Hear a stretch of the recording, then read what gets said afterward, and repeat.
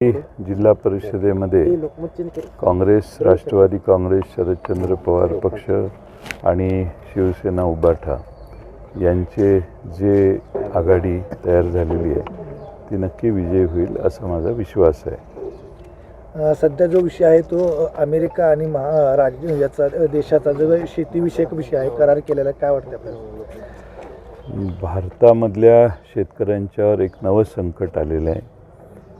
अमेरिकेचा सगळा माल 0% दराने या देशात येणार। भारतामधून यापूर्वी भारतामधून अमेरिकेत जे जात होतं त्याला 2.5% 2.5-3% ड्युटी होती, ती आता वाढून 18% झालेली आहे। आणि त्यामुळं अमेरिकेचे दूध पदार्थ 0% भारतात येणार आणि भारताचे कुठलाही पदार्थ 18% कर भरल्याशिवाय अमेरिकेत शिरणार नाही। ही तफावत मुळातच तयार करण्यात आली। आज अमेरिकेच्या शेतकऱ्यांना गालिचा आहे आणि भारतीय शेतकऱ्यांना काटेरी पायवाट तयार झालेली आहे। आधीच कष्ट करणारा भारतातला शेतकरी, ज्याच्याकडे यंत्रणा नाही, मशिनरी नाही, ऑटोमेशन नाही, तो शेतकरी आता अमेरिकेच्या 2000, 5000, 10,000 एकराच्या शेतकऱ्याबरोबर कशी लढाई करणार?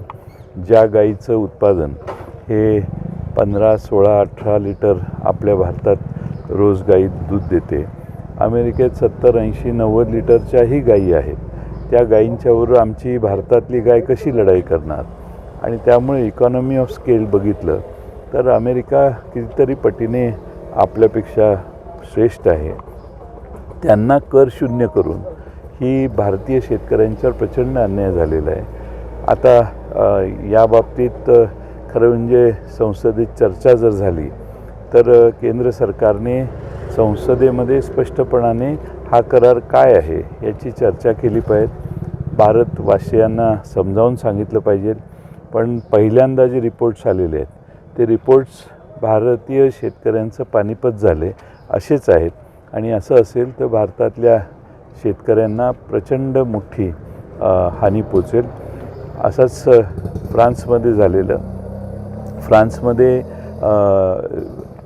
दुग्धजन्य पदार्थ आयात व्हायला लागले जे फ्रान्सच्या उत्पादकांपेक्षा स्वस्त होते आणि मग जवळपास फ्रान्सचा डेअरी उद्योग जवळपास कमी झाला, संपत आला। त्यानंतर मग काही वेगळ्या उपाययोजना नाईलाजानं फ्रान्सला कराव्या लागल्या।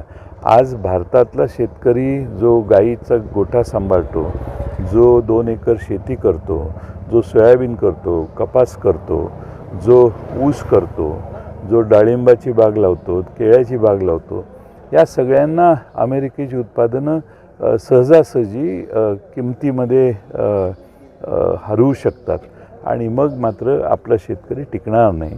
आज आपल्या सगळ्यांना अंतर्मुख होण्याची वेळ आलेली आहे।